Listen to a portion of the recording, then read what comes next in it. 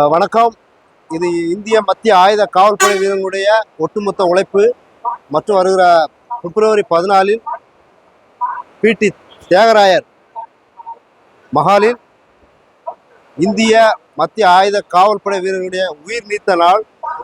வீர மரணம் அடைந்த புல்வாமா தாக்குதலில் உயிர் நீத்த அவருடைய குடும்பத்தாருக்கும் மற்றும் அவருடைய உண்மையான உழைப்புக்கும் சேர்ந்து அவர்களுக்கான ஒரு வாய்ப்பை ஏற்படுத்தி கொடுப்பதற்காக இந்த நினைவேந்தல் நிகழ்ச்சி நடைபெற இருக்கிறது.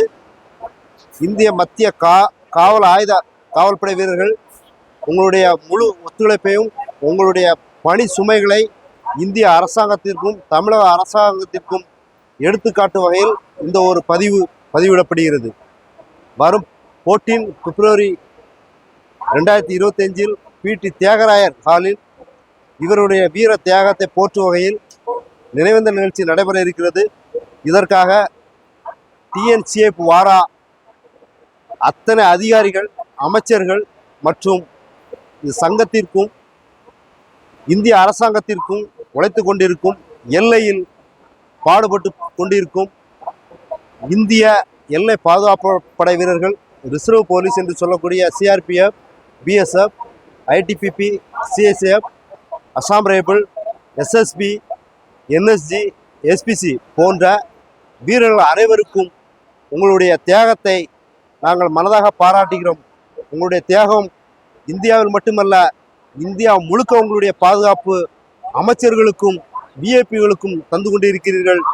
இந்த எல்லையை பாதுகாக்கக்கூடிய வீரர்கள் அத்தனை பேரும் உங்களுடைய முழு முயற்சியில் இதுவரை பாதுகாத்து வருகிறீர்கள்.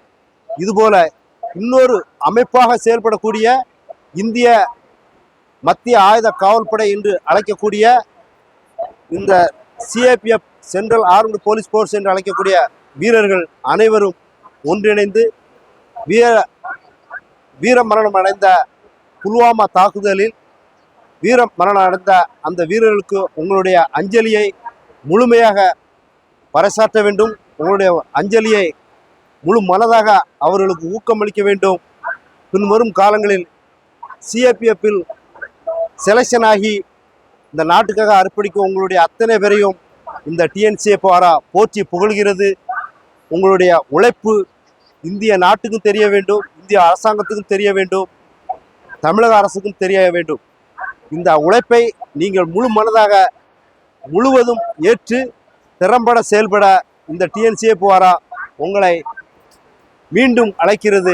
14 பிப்ரவரி 2025 பிடி தியாகராய நகர் வீர மரணம் அடைந்த இந்த வீரர்களுக்கு, மத்திய ஆயுத காவல்படை வீரர் என்று அழைக்கப்படும் இந்த வீரர்களுக்கு உங்களுடைய அரவணைப்பை மீண்டும் கொடுத்து முழு ஒத்துழைப்பு நல்குமாறு உங்களை அன்புடன் கேட்டுக்கொள்கிறோம். நன்றி, வணக்கம்.